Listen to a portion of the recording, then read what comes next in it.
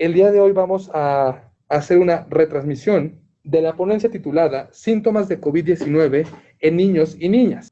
Sin más, vamos a comenzar con esta retransmisión. Sean todos ustedes bienvenidos.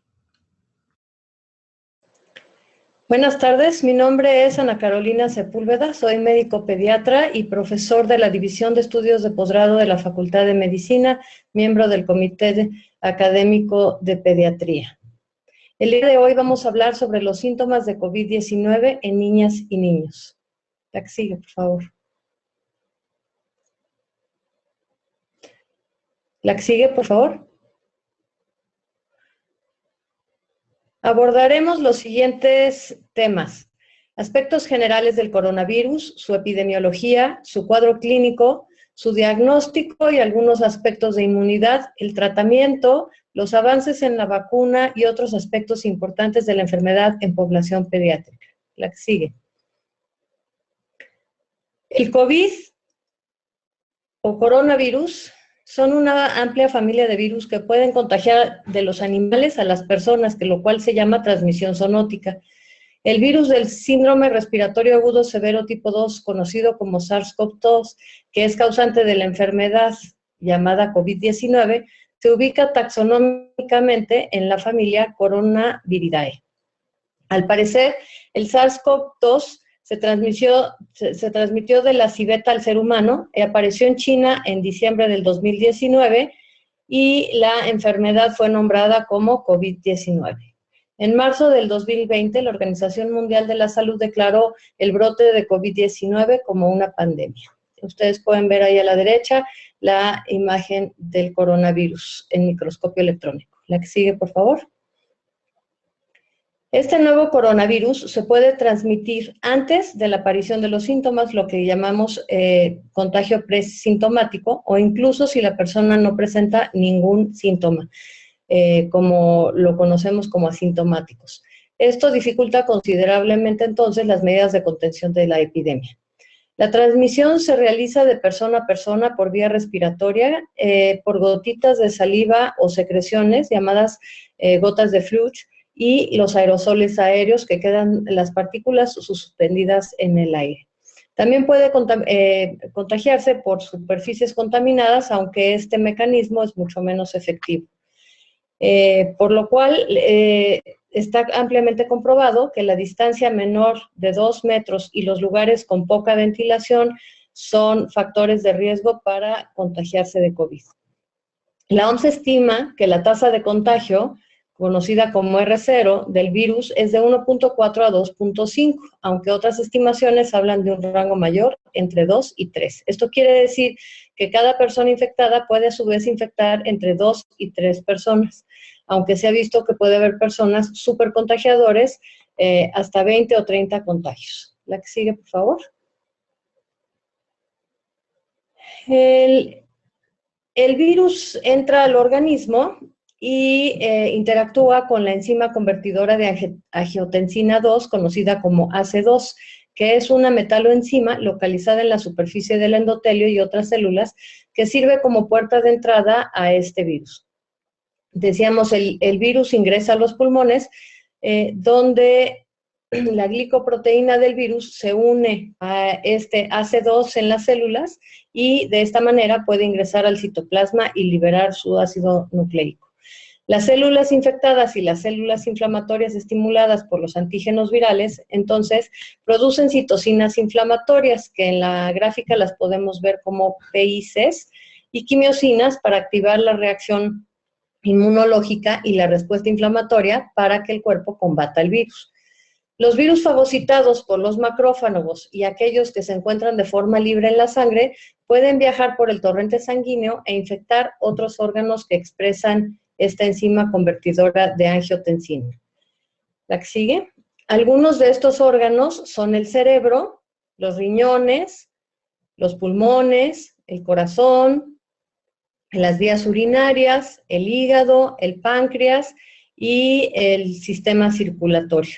Y ustedes pueden ver ahí todos los efectos que produce en cada uno de los órganos afectados. La que sigue, por favor. Existen algunos factores de riesgo para enfermarse de gravedad de COVID-19 y estos incluyen el padecer enfermedades crónicas como las enfermedades cardíacas graves, la insuficiencia cardíaca, la hipertensión arterial sistémica, las enfermedades de las arterias coronarias o la miocardiopatía. También los pacientes con cáncer, con enfermedad pulmonar obstructiva crónica, con diabetes tipo 1 y 2, con obesidad grave, enfermedad renal crónica, enfermedad de células falciformes o que tienen un sistema inmunitario debilitado por trasplante de órganos sólidos, por VIH o algunos medicamentos, aquellos que tienen asma, enfermedad hepática, enfermedad pulmonar crónica como la fibrosis quística o afecciones del cerebro y del sistema nervioso. La que sigue, por favor. El diagnóstico de la enfermedad de COVID-19 se puede realizar de diferentes formas. La más común es por RT-PCR, en donde se amplifica el ácido nucleico del virus de secreciones de nasofaringe, del esputo, de lavado bronquialveolar o incluso más recientemente de saliva. También hay pruebas rápidas de detección de antígeno que recientemente fueron aprobadas por la Organización Mundial de la Salud, pruebas de detección de anticuerpos IgM e IgG y más con fines de investigación, pruebas de secuenciación genómica. En la gráfica de abajo ustedes pueden ver cómo es que se comporta la positividad de las pruebas y a la derecha ustedes pueden ver en el cuadro cómo interpretar estas pruebas. Entonces tenemos que en los primeros días, en los primeros 3 días se presenta el pico de la detección de ácido nucleico en secreciones de nasofaringe y este va disminuyendo. Después de los 14 días ya es difícil encontrar esta prueba positiva. La IgM empieza a aumentarse a partir del 5º día y disminuye para el día 21. Y la IgG comienza a aparecer a partir del día 8 y permanece en la sangre por algunos meses. Más tarde veremos cuál es la permanencia de estos anticuerpos en sangre. Entonces, ustedes pueden ver que si ustedes tienen una prueba negativa en las 3 pruebas de PCR, IgM e IgG, pues el paciente es que no ha tenido contacto con el virus. Si las 3 pruebas salen positivas, entonces estamos hablando de una fase activa de la infección. Si la prueba de PCR sale positiva y las otras, negativa, y la IgM y la IgG salen positivas, entonces estamos hablando de una enfermedad en evolución y la PCR, tenemos que hacer una PCR de confirmación. Entonces, existen diferentes combinaciones para que nosotros podamos determinar en qué fase de la infección está nuestro paciente. La que sigue, por favor. El tratamiento del COVID-19, no hay un tratamiento específico para combatir el SARS-CoV-2. Muchos de los tratamientos recomendados en los últimos 6 meses han sido a partir de experiencias anecdóticas con series de casos con pocos pacientes y que no tienen un grupo control propiamente dicho para comparar los resultados.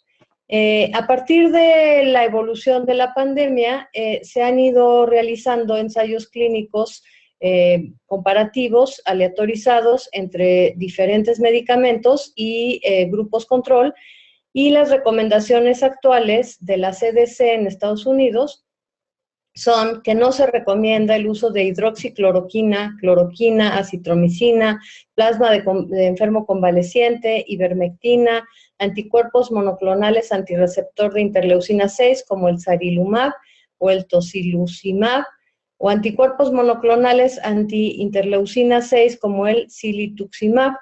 Tampoco se recomienda el uso de interferón alfa ni de interferón beta, ni lopanivir, ritonavir y otros inhibidores de la proteasa de HIV. La CDC recomienda el uso de dexametasona a 6 miligramos por día hasta por 10 días para el tratamiento de pacientes hospitalizados con apoyo ventilatorio o aquellos que requieren oxígeno suplementario. Como alternativas, se pueden prescribir prednisona, metilprednisolona e hidrocortisona. No se recomienda el uso de dexametasona en pacientes que no requieren oxígeno suplementario.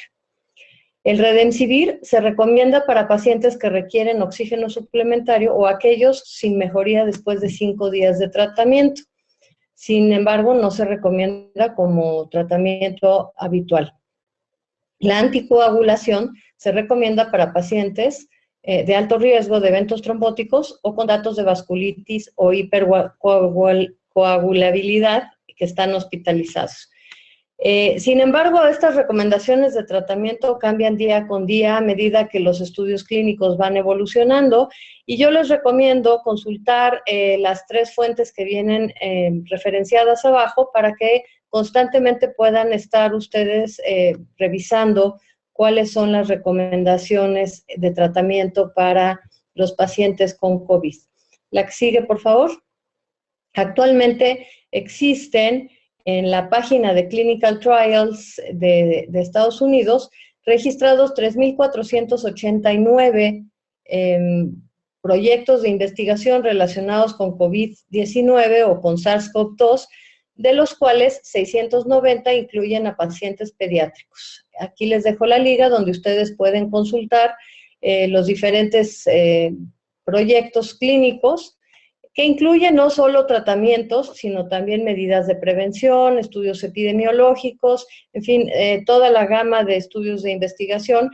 Aquí les pongo 3 ejemplos que están ahorita reclutando pacientes o en fase de reclutamiento. El primero es el uso de plasma convaleciente para pacientes pediátricos hospitalizados, que se conoce como Concord Kids.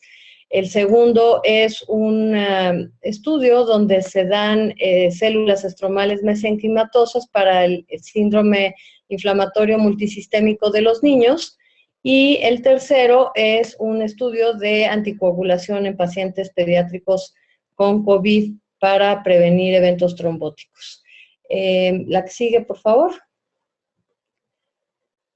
Al día de ayer, las estadísticas mundiales nos decían que tenemos 33.5 millones de enfermos en todo el mundo, de las cuales 23.3 millones se han recuperado y ha habido 1 millón de pacientes fallecidos a nivel mundial. Para el 25 de septiembre teníamos la presentación de 303.005 casos a nivel mundial. La que sigue, por favor. En México tenemos una curva que inicia a presentar un descenso en la presentación de nuevos casos. Para el 24 de septiembre teníamos 3,400 casos nuevos. Sin embargo, ustedes pueden ver el pico máximo, se acercó casi a los 10,000 casos diarios. Nosotros en México tenemos 734,000 casos registrados, con 527,000 personas recuperadas y 76,603 defunciones. México representa en las estadísticas globales el 2% de todos los casos a nivel mundial. La que sigue, por favor. El desenlace de los casos, hemos ido teniendo una curva de aprendizaje. En la línea verde ustedes pueden ver los pacientes recuperados y en la línea amarilla ustedes pueden ver a los pacientes que han fallecido. Y cuando la epidemia empezó en China, podrán ustedes ver que inicialmente hubo una tasa alta de muerte, hubo un aprendizaje en el manejo y en la contención de los nuevos casos, y bajó la curva de fallecimientos. Sin embargo, en los siguientes meses, la epidemia se fue extendiendo a través de todo el mundo y esta curva de aprendizaje se ha tenido que repetir en los diferentes países, de manera que ahora, que ya es una pandemia, ya se tiene alguna experiencia en el manejo de los pacientes, la tasa de fallecimientos se ha visto notablemente disminuida. La que sigue. El COVID en la edad pediátrica, en realidad se desconoce la verdadera incidencia de la infección en los niños debido a que en la mayoría de los países Las pruebas se realizan preferentemente en pacientes que son sintomáticos y aquellos con enfermedad grave. Las tasas de hospitalización de los niños sí son significativamente menores que los adultos con COVID, lo que nos sugiere que presentan una enfermedad mucho más leve. A nivel global, la cifra promedio que se reporta de niños confirmados con COVID es del 2%. Sin embargo, en Estados Unidos se reporta del 10.5% de los casos. La que sigue, por favor. En México tenemos aquí la curva al día de ayer de la frecuencia de los casos por grupos de edad y por tipo de paciente, y podemos ver que las 4 primeras columnas representan a los menores de 19 años. Se reportan 28.570 pacientes confirmados menores de 19 años, que representa el 3.9 total de los casos confirmados en México, y la mayoría de ellos, el 91%, han sido ambulatorios. La que sigue, por favor. Las defunciones en pediatría en México a consecuencia del COVID también podemos ver que son mucho menores que en el resto de los grupos de edad. Tenemos 269 niños y niñas que han fallecido por esta enfermedad, que representa el 0.34% del total de fallecimientos en México. Las edades de fallecimiento, tenemos un mayor número en los pacientes de 0 a 4 años, con 137 defunciones. De 10 a 14 tenemos 42 defunciones y de 15 a 19 se han presentado 90 defunciones. La que sigue, por favor. La enfermedad de COVID-19 ocurre desde la edad de recién nacidos. Su periodo de incubación es semejante al de los adultos, entre 2 y 14 días, con un promedio de 6. La mediana de edad de presentación es los 7 años y hay un ligero predominio de varones con un 56%. Los estudios demuestran que los niños tienen la misma o incluso una más alta carga viral que los adultos en nasofaringe y que diseminan el virus de la misma forma que los adultos. Incluso se ha llegado a decir que este grupo de edad son supercontagiadores comparados con los adultos. Generalmente ellos se contagian por contacto familiar en el 56% de los casos y no se ha demostrado que tenga mayor riesgo de contagio por la lactancia, por lo que se recomienda continuar la lactancia en los recién nacidos siempre y cuando se sigan las medidas de protección de la vía aérea. ¿La que sigue? 45 a 90%, dependiendo del país y del reporte, son asintomáticos o tienen una enfermedad leve. La hipótesis de esto es que los niños tienen la enzima convertidora de angiotensina AC2 más inmadura, o que como los niños están constantemente expuestos a infecciones virales, su sistema inmune es más activo. Los niños tienen un mejor pronóstico que los adultos. Menos del 1% de los que enferman se hospitalizan. Las estadísticas en Estados Unidos nos dicen que 8 por 100,000 habitantes se hospitalizan, en comparación con 164.5 por 100,000 habitantes en adultos. Menos del 2% de los que se hospitalizan tienen enfermedad crítica y los menores de 1 año tienen más riesgo de estar críticamente enfermos, con un 10%, y 67% de los que fallecen tenían comorbilidades. Entonces ya vemos 2 factores de riesgo importantes en la edad pediátrica, que es la edad menor de 1 año y tener alguna comorbilidad. ¿Y cuáles son esas comorbilidades? La siguiente, por favor.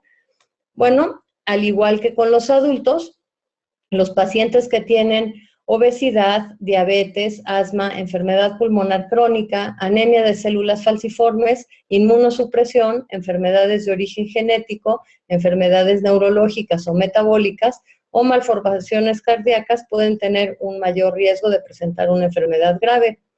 En Estados Unidos también se reporta que hay una mayor tasa de hospitalización en niños de origen hispánico y latino y en niños de raza negra comparados con los niños caucásicos. La OMS reporta también una mayor vulnerabilidad en niños refugiados, migrantes y desplazados, deprivados de la libertad o aquellos que no tienen hogar o viven en zonas marginadas, los pacientes pediátricos con discapacidades o que viven en zonas de conflicto. La que sigue, por favor. Los síntomas de COVID-19 en los niños son muy similares, pero de menor intensidad, que los síntomas que presentan los adultos. Y estos pueden incluir fiebre, tos, fatiga, dolor de cabeza, mialgias o dolor muscular, pérdida del gusto o del olfato, dificultad para respirar o disnea, escalofríos, dolor de garganta y al deglutir, escurrimiento nasal, dolor de pecho, diarrea, náusea, vómito, pérdida del apetito y dolor abdominal. En color rojo están los síntomas que se presentan con mayor frecuencia en los niños. En general, los niños solo requieren medidas generales durante su enfermedad que consisten en una adecuada alimentación e hidratación, mantener reposo, vigilancia de signos de alarma que veremos más adelante y un adecuado control de la temperatura. En caso de requerir manejo hospitalario, se iniciará con aporte de oxígeno para mantener una saturación mayor de 95% y en caso necesario se brindará sedación, manejo con esteroides, con anticoagulantes, apoyo ventilatorio y hemodinámico de acuerdo a la evolución del paciente. La que sigue, por favor. Se ha reportado, especialmente a partir de mayo, una entidad que ha sido denominada síndrome inflamatorio multisistémico pediátrico, que es una entidad de gravedad en el paciente pediátrico y que ha estado posiblemente asociada al SARS-CoV-2. Es una respuesta inflamatoria que se presenta como un proceso lesivo de constante progresión que, de no limitarse, culmina con el desarrollo del síndrome de falla orgánica múltiple e incluso la muerte. Se presenta más frecuentemente en niños mayores y adultos jóvenes. En la fase aguda de la enfermedad del COVID-19, que puede ser entre el segundo y cuarto día, o algunas veces hasta 2 a 4 semanas de haber dado positivo a SARS-CoV-2. Sin embargo, algunos reportes presentan casos en los que los pacientes fueron asintomáticos y no sabían que habían tenido contacto con SARS-CoV-2. En pediatría lo llamamos semejante a un síndrome de Kawasaki o un síndrome de Kawasaki incompleto porque no llena los criterios completos del síndrome de Kawasaki y la Organización Mundial de la Salud ha aceptado que con 2 o menos criterios podemos ya denominar que tiene un síndrome inflamatorio multisistémico. Este síndrome podría estar mediado por anticuerpos o complejos inmunológicos. Y a la derecha les dejo una referencia de la revista Lancet, que fue publicado a mediados de agosto de este año, en donde se hace una revisión de lo que se sabe del síndrome inflamatorio multisistémico de niños y adolescentes. Es una muy buena revisión del tema. La que sigue, por favor. ¿Cuándo sospechar, entonces, que un paciente tiene síndrome inflamatorio multisistémico?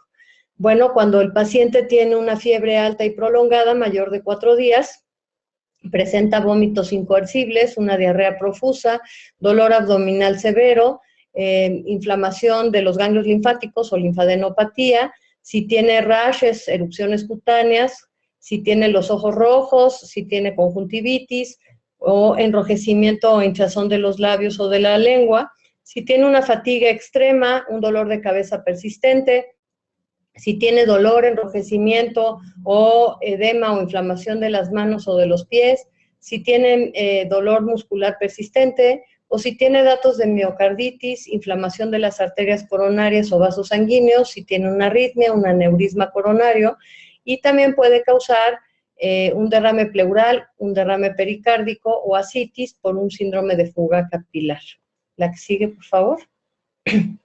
Los signos de alarma de cuando esto se convierte en una emergencia es cuando el paciente tiene incapacidad para despertarse o para permanecer despierto, tiene dificultad para respirar, tiene un dolor u opresión en el pecho, está confuso, está morado, tiene cianosis o tiene un dolor de estómago aumentado. En esos casos es urgente buscar una valoración médica. La que sigue, por favor.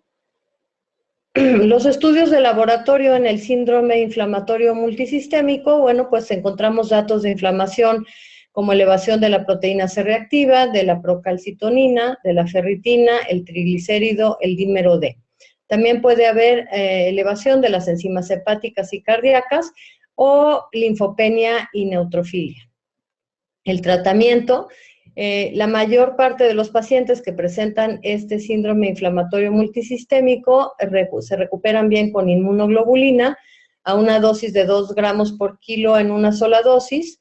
Esto disminuye la frecuencia de presentación de aneurismas a menos del 5%, y es mejor darlo en las fases tempranas de la enfermedad, que es la primera semana.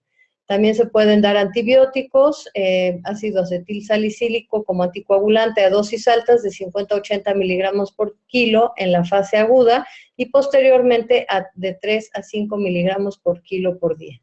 Algunos pacientes evolucionan a choque y entonces hay que dar apoyo hemodinámico y ventilatorio, esteroides, y se han probado algunos biológicos como el Infiltran y el Lanacrina. La que sigue, por favor. La inmunidad en pacientes infectados por COVID, todavía tenemos mucho que conocer respecto a esto. ¿Qué se sabe? Bueno, los anticuerpos IgG de las personas infectadas, que hablábamos anteriormente, que se ha observado que desaparecen en más del 90% a los 3 meses de haber padecido la enfermedad. En la población general, estudios epidemiológicos, serológicos de anticuerpos nos dicen, dependiendo de la población, que desde 5 hasta 45% de la población abierta tiene anticuerpos contra coronavirus, probablemente porque tuvieron alguna infección asintomática.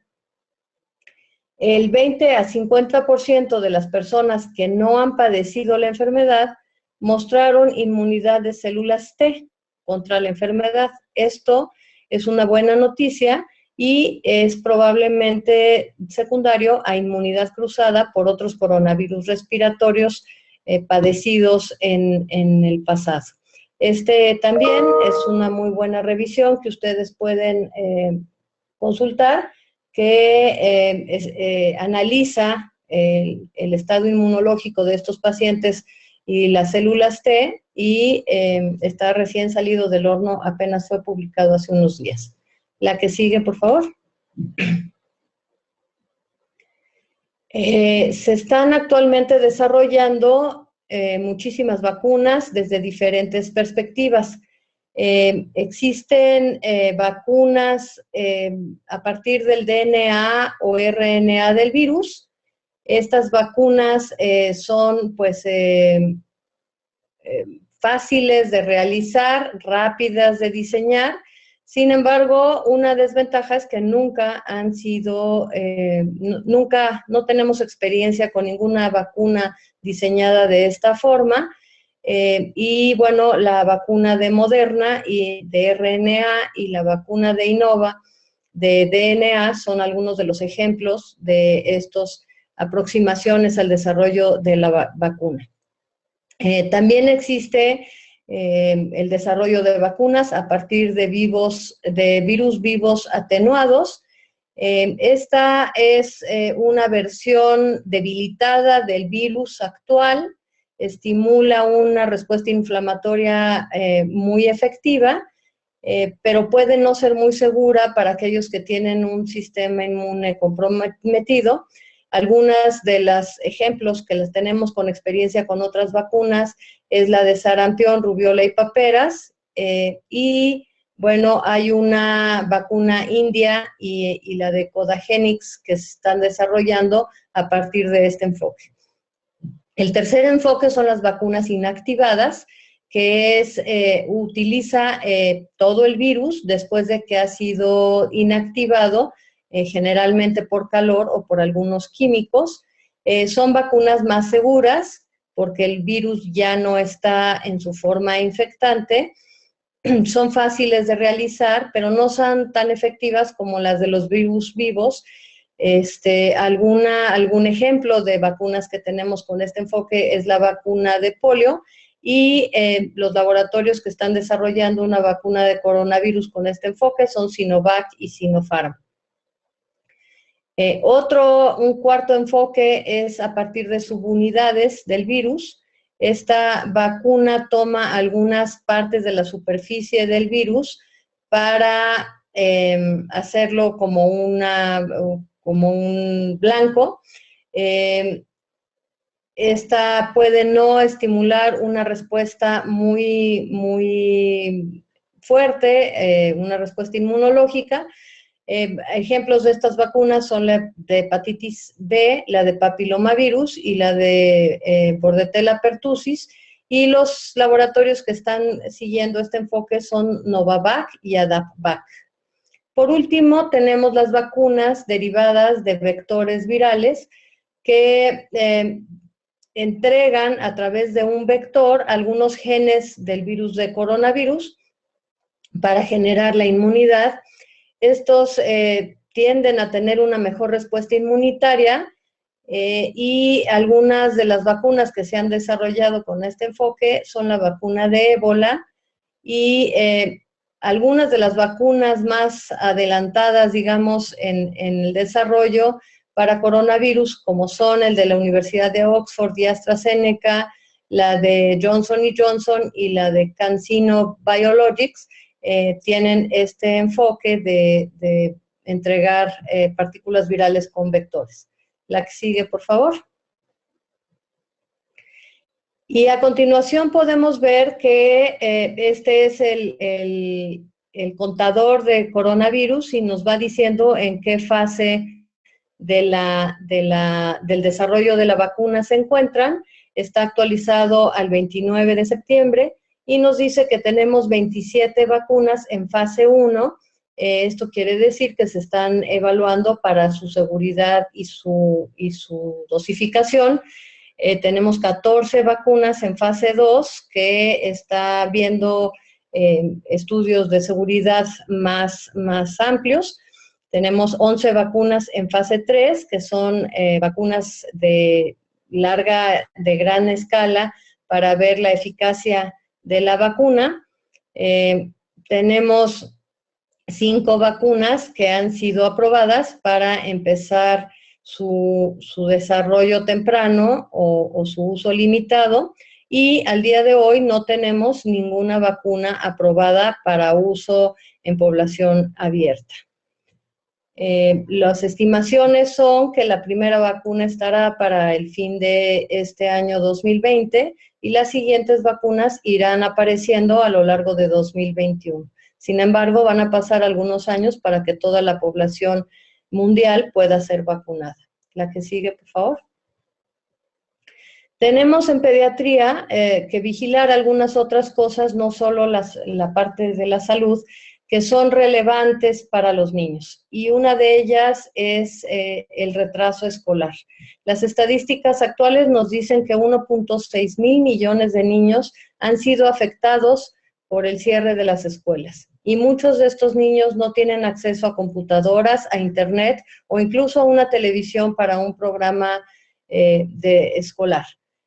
La calidad de los programas y de las actividades escolares que reciben los niños, pues es muy variable, la que reciben a distancia, y se estima que la pérdida de 5 días de escuela resulta en 3% de pérdida de aprobación, que es equivalente a un niño de cada 30. Y en la parte de abajo, ustedes pueden ver las estadísticas del acceso que se tiene a computadoras y a internet dependiendo del país, y podemos ver pues que hay países que están muy rezagados a este respecto. La que sigue, por favor. Otro aspecto que nos importa y nos preocupa en pediatría es el tema de la vacunación. y por culpa del COVID o secundario al COVID, se estima que aproximadamente 80 millones de niños por debajo de 1 año de edad en 68 países han perdido la oportunidad de tener su vacunación completa. Y el periódico Milenio en julio de este año nos presentó esta nota en donde el Instituto Mexicano del Seguro Social reconocía que el COVID-19 había retrasado la vacunación de 700,000 niños mexicanos. Y esto es preocupante porque puede aumentar las tasas de mortalidad infantil por estas enfermedades que son prevenibles por vacunación. Algunas de las causas de estos retrasos tienen que ver con la cadena de suministro de las vacunas, la producción, pero en la mayoría de los casos ha sido porque los padres tienen miedo de acudir al pediatra o al centro de salud para aplicar la vacuna a su hijo, para no exponerse ellos y no exponer a los niños al contagio por COVID. La que sigue, por favor.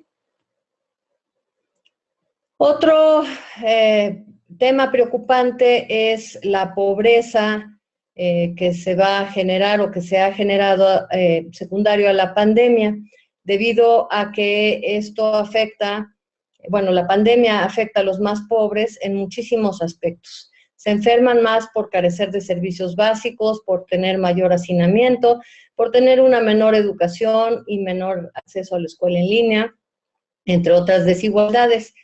Y en la gráfica en la de la izquierda, podemos ver cómo la economía mundial, pues ahí mismo en la nota dice, tenemos los motores apagados. La mayoría del Producto Interno Bruto de los países se ha visto en cifras negativas. En México se estima que es alrededor del 8 a 12% de pérdida del Producto Interno Bruto, lo cual necesariamente va a repercutir en el bienestar de los niños mexicanos. Y aquí podemos ver también una estimación de la Organización Mundial de la Salud, en donde nos dice que se estima que la pobreza va a ser mundial, va a ser más de 117 millones para el final del año. La que sigue, por favor. En cuanto a la desnutrición infantil, la Organización Mundial de la Salud estima que para este 2020 132 millones de personas van a padecer hambre, de los cuales 36 millones van a ser niños.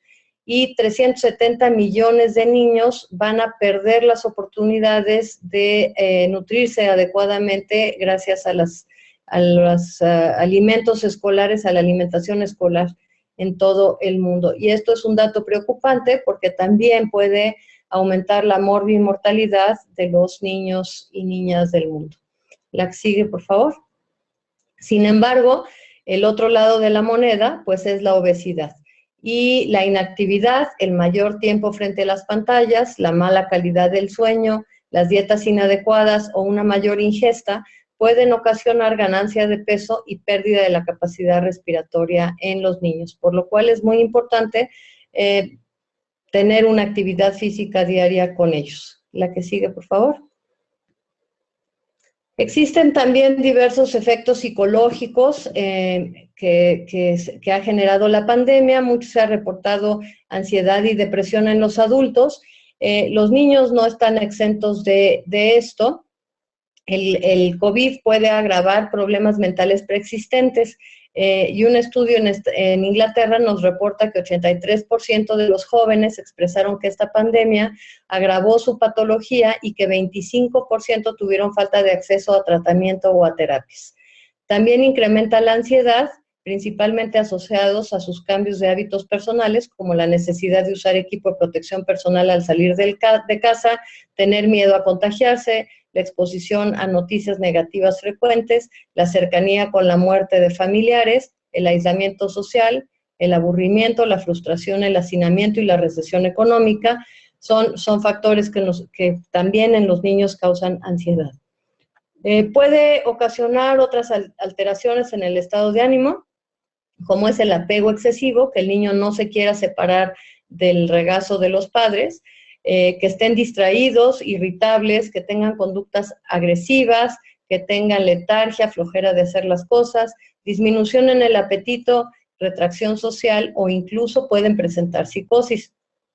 En jóvenes, en adolescentes, puede haber un incremento de la ideación suicida o incluso del suicidio y incrementar los sentimientos de soledad y abuso de sustancias y de alcohol, principalmente decíamos en el grupo de adolescentes. Se ha reportado estrés postraumático 4 veces más frecuente en niños durante la cuarentena y hay que estar al pendiente, especialmente tener cuidado con los efectos psicológicos de los niños que por motivos de salud han tenido que ser distanciados de sus padres. Recordar que los menores de 7 años tienen un pensamiento mágico sobre la muerte, no comprenden bien el concepto y pueden pensar que la enfermedad es por castigo o por portarse mal. La que sigue, por favor. Entonces decíamos que el COVID-19 afecta el bienestar infantil en sus distintas áreas, la propia de la salud por padecer la enfermedad, pero también puede causar otros problemas como son el embarazo no deseado, el incumplimiento de esquemas de vacunación que pueden incrementar la mortalidad infantil. Afecta su derecho a la educación, a la equidad, a la protección, a un medio ambiente seguro. Ustedes han escuchado que en esta pandemia ha incrementado la violencia física y el abuso doméstico. También afecta su derecho de seguridad económica, de desarrollo, y los pone en riesgo de trabajo infantil, de mayores accidentes en el hogar y de matrimonio. La que sigue, por favor.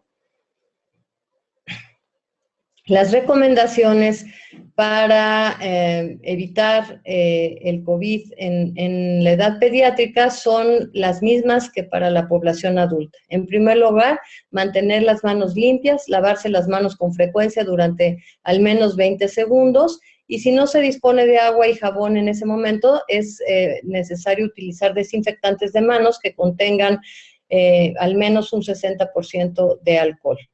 Evitar estar en presencia de personas enfermas, en especial evitar a las personas que tosen, que estornudan o que muestran otros signos y síntomas que indiquen que pueden estar enfermos y ser contagiosos. El distanciamiento físico, de preferencia a 2 metros o más de otras personas cuando salgan de casa. El uso de mascarillas de tela de triple capa en lugares públicos. Cuando no se pueda practicar el distanciamiento físico, se debe de usar la mascarilla cubriendo la nariz y la boca. Se deben de limpiar y desinfectar diariamente las superficies que se tocan con frecuencia. Esto incluye las chapas de las puertas, los interruptores de la luz, los controles remotos, las encimeras, las mesas, las sillas, los escritorios, los teclados de computadora, las llaves de agua, los lavabos, los inodoros, etcétera. La que sigue, por favor. Hay que evitar eventos con mucha gente y reuniones con más de 10 a 15 personas, no porque se enfermen más leve, no porque la mayoría sean asintomáticos, debemos relajar las medidas. Recuerden que los niños y los adolescentes pueden contagiar aún siendo asintomáticos y generalmente pues los más afectados son los adultos mayores con los cuales estos adolescentes conviven dentro del ámbito familiar. Quédate en casa cuando te sea posible, especialmente si estás en mayor riesgo de una enfermedad grave. Tengan en cuenta que algunas personas pueden tener COVID-19 y no saberlo y contagiar a otros. Caras vemos, COVID-19 no conocemos. Hay que cubrirse la boca y la nariz con el codo o con un pañuelo desechable al toser o estornudar y desechar el pañuelo usado, lavarse las manos de inmediato. Evitar tocarse los ojos, la nariz y la boca. Y si estás enfermo, quédate en casa, a no ser que sea para que vayas a recibir atención médica. Hay que evitar el transporte público, los taxis y los viajes compartidos y compartir platos, vasos, toallas, ropa de cama y otros objetos de la casa cuando se esté enfermo. La que sigue, por favor.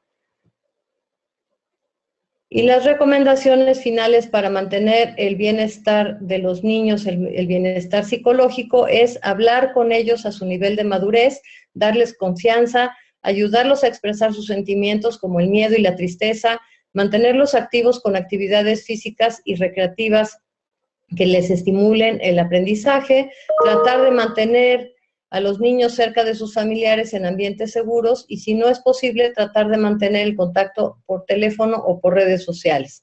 Hay que mantener rutinas en casa lo más que se pueda o crear nuevas rutinas y favorecer la convivencia familiar y dar un ejemplo positivo de cómo enfrentar los estresores. Eso es todo. Agradezco su atención y pasamos a la parte de las preguntas.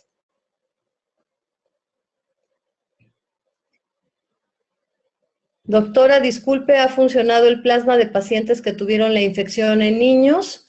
Bueno, los estudios en adultos demuestran que el plasma convaleciente no mejora los resultados de los pacientes. Todavía están activos algunos de los protocolos que se iniciaron y les comentaba anteriormente que existe un protocolo específicamente para el uso de plasma convaleciente de paciente convaleciente en niños. No conocemos todavía los resultados. El día de ayer, la CDC mantenía en su página la recomendación de no administrar rutinariamente el plasma de enfermos convalecientes en los pacientes enfermos.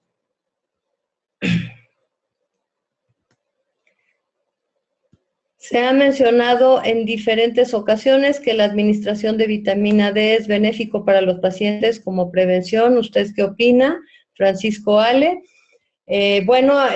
Tampoco hay evidencia sólida sobre el uso de vitaminas y suplementos para prevenir la enfermedad. Al día de hoy, la recomendación más sólida para prevenir la enfermedad es el distanciamiento social y el uso de cubrebocas y mascarillas faciales para evitar el contacto con el virus. Sin duda, una buena alimentación, una buena hidratación son importantes para mantener un sistema inmunológico robusto. Nori Ríos nos pregunta, ¿la dexametasona aumenta el nivel de glucosa en sangre? ¿Qué alternativa hay para los pacientes diabéticos? Bueno, la dexametasona y los esteroides solo deben de ser aplicados bajo estricta vigilancia médica. Decíamos que solo son recomendados en pacientes hospitalizados que requieren oxígeno suplementario. Entonces, yo recomendaría que visiten a su médico y vean cuáles son las opciones que tienen para el uso de dexametasona. No es una obligación utilizar la dexametasona como parte del tratamiento si es que pone en riesgo la vida del paciente. ¿La que sigue? Diana Domínguez pregunta, doctora, tengo un pequeño de 10 años con problemas de asma. ¿Me podría realizar algunas recomendaciones para llevar a cabo con respecto a la pandemia? Veo que hay algunos síntomas de COVID, son similares a una crisis de asma. ¿Cómo diferenciarlo? Bueno, sí, sin duda, algunos de los síntomas del COVID pueden estar compartidos con una crisis asmática. Sin embargo, por ejemplo, la tos. Sin embargo, una crisis asmática no presenta datos de fiebre, no presenta generalmente dolor abdominal o dolor de cabeza. Digamos, sí hay síntomas específicos que nos hacen pensar en el asma. Cuando un paciente tiene tos, cuando tiene dificultad para respirar y cuando tiene otros síntomas que nos confunden si puede ser asma o puede ser una enfermedad infecciosa respiratoria o incluso COVID, es necesario que lo revise un médico. Hay que escuchar las características de la respiración, si existen estertores, si existen sibilancias, en fin, si el paciente presenta datos ya sea de asma o de COVID, debe de ser revisado por un médico. Quiropráctico Abel nos pregunta, buenas tardes, ¿qué medidas se pueden tomar en niños menores de 5 años que no se dejan el cubrebocas? ¿Cuál sería la mejor opción? Gracias. Bueno, en un inicio la Organización Mundial de la Salud recomendó el uso de cubrebocas en niños mayores de 5 años precisamente por este problema. Sin embargo, las recomendaciones más recientes de la Academia Americana de Pediatría mencionan el uso del cubrebocas en mayores de 2 años, siempre y cuando sean supervisados por un adulto. Hay que hablar con el niño, hay que hacerle ver cuál es la necesidad de utilizar el cubrebocas, explicarle a su nivel por dónde entra el virus a infectar al cuerpo, y sobre todo poner ejemplo, ¿no? Poner ejemplo, si el niño ve que el adulto se comporta de cierta manera, es mucho más fácil que imite esta conducta. Entonces, hay que hablarlos, hay que convencerlos, hay que darles ejemplo. Avi App nos pregunta, doctora, un niño positivo a COVID, ¿cómo podría contagiarme? Los niños contagian exactamente igual que como contagian los adultos, a través de las secreciones de las vías aéreas, a través de los estornudos, digamos, a través de la tos, las gotitas que salen cuando uno habla, cuando uno grita, cuando uno canta, es por vía respiratoria. Entonces, si un niño está infectado, va a contagiar a través de sus secreciones. Por eso es importante que el niño utilice cubrebocas cuando está enfermo, y por eso es importante que la otra persona que no está infectada también utilice medidas de protección. Se ha visto que si las dos personas utilizan el equipo de protección, el riesgo es de 1.5% de infectarse, en comparación pues con un 30% si solo uno de los dos utiliza la mascarilla.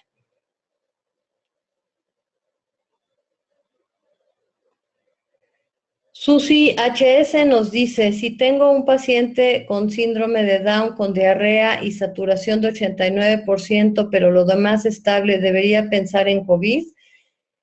Bueno, muchas veces los pacientes únicamente presentan síntomas digestivos, no necesariamente respiratorios, pero una saturación de 89% es considerada muy baja y debe de evaluarse cuál es la causa de esta saturación baja. Como es un paciente con síndrome de Down, podría tener alguna cardiopatía congénita cianógena, y esto disminuir su saturación de oxígeno de manera crónica, pero yo lo que te recomendaría es hacerle un estudio exhaustivo sobre cuáles son las causas de la diarrea y la saturación de 89%. Jessie Rodri nos dice, tengo en casa una niña de 10 años con arritmia cardíaca. ¿Qué tan grave se puede poner si le llegara a dar la enfermedad de COVID-19? Bueno, los pronósticos nos dicen que tiene un factor de riesgo importante para padecer COVID-19 de manera más sintomática. No existe una bola de cristal que nos diga exactamente la probabilidad. Sí tiene un riesgo mayor de poderse complicar, y por esto en estos niños con enfermedades crónicas, al igual que con los adultos que tienen enfermedades crónicas y mayor riesgo, se debe de extremar las medidas de protección personal y el distanciamiento social. En la medida de lo posible, estas personas deben de permanecer en su casa y cuidarse del contagio.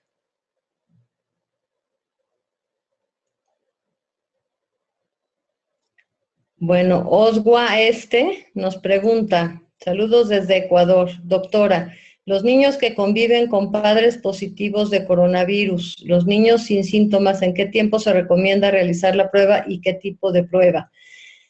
Bueno, los niños que están en contacto con adultos positivos tienen un alto riesgo de haberse contagiado. Decíamos que hasta el 56% de los pacientes pediátricos que son casos confirmados, adquirieron la infección en sus hogares. Entonces, sí existe un riesgo alto de que los niños estén contagiados.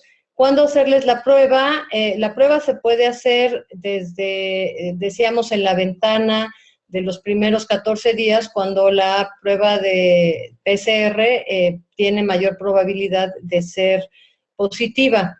Si no tiene síntomas, no es necesario, digamos, no es obligatorio, no es urgente. En algunos países no les hacen la prueba.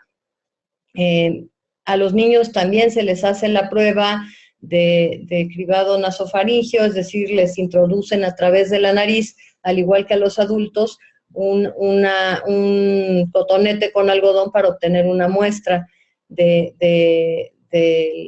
la secreción nasofaringea. Es una prueba molesta, es una prueba dolorosa, y yo recomendaría hacer la prueba en los niños cuando sean sintomáticos únicamente.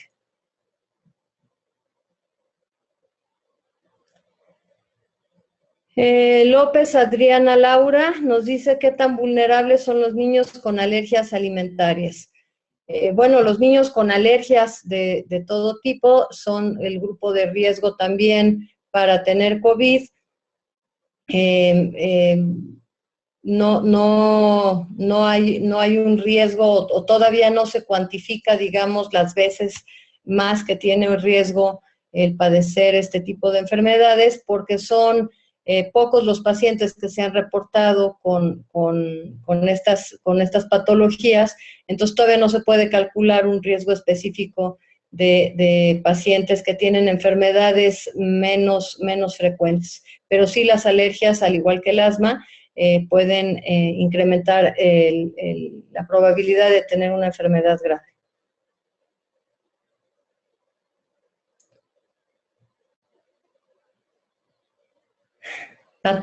Patolón nos pregunta, ¿las enfermedades alérgicas se consideran factor de riesgo para COVID en pediatría? Decíamos que sí, al igual que el asma, son entidades que pueden aumentar el riesgo. El sistema inmunológico de la persona está alterado, reacciona de manera exagerada a los estímulos, y por ello pues sí puede estar en mayor riesgo de tener complicaciones al padecer COVID-19.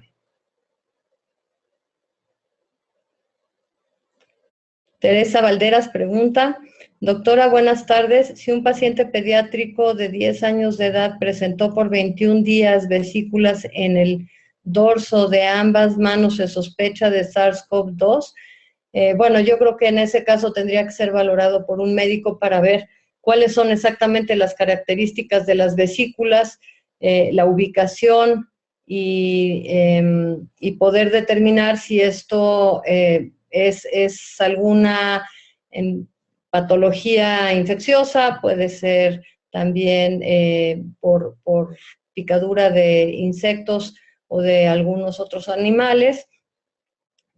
Cuando se presenta en los niños alguna sintomatología diferente a lo normal, siempre es recomendable que lo revise un médico, sobre todo si tiene 21 días de evolución.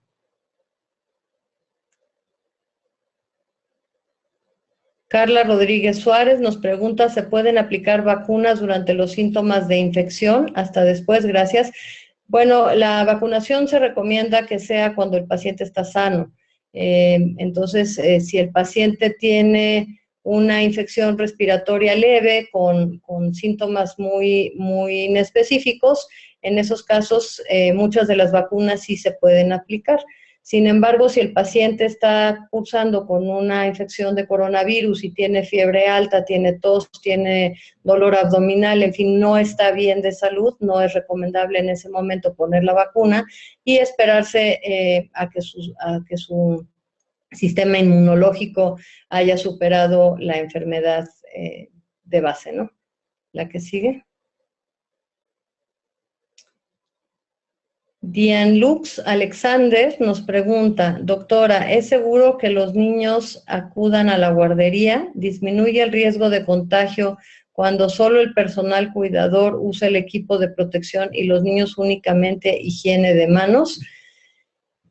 Bueno, los niños de guardería son casi por definición niños menores de 2 años y es difícil que usen medidas de protección personal como el cubrebocas.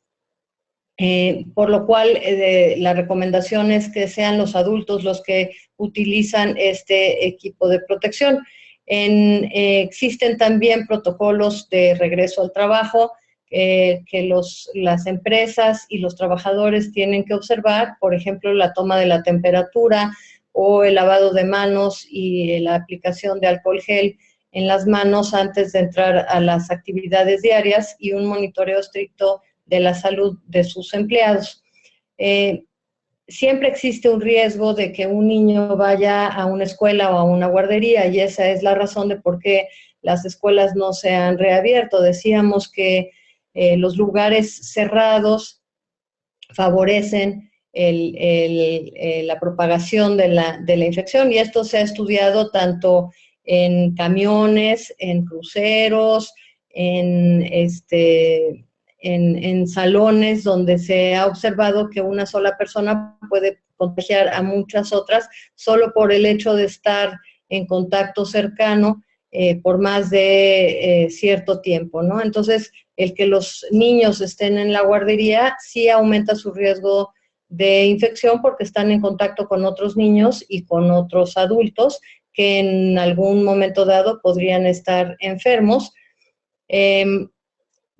Pero hay veces que los papás no tienen opción más que dejar a los niños en la guardería. Vigilar muy bien la sintomatología de estos niños y si presentan datos de infección, inmediatamente consultar con un profesional de la salud. Y bueno, pues llegamos al tiempo límite. Les agradezco a ustedes el haber estado aquí escuchando un poco sobre la enfermedad de moda en los niños. Agradezco su atención, agradezco sus preguntas y nos vemos próximamente. Muchas gracias.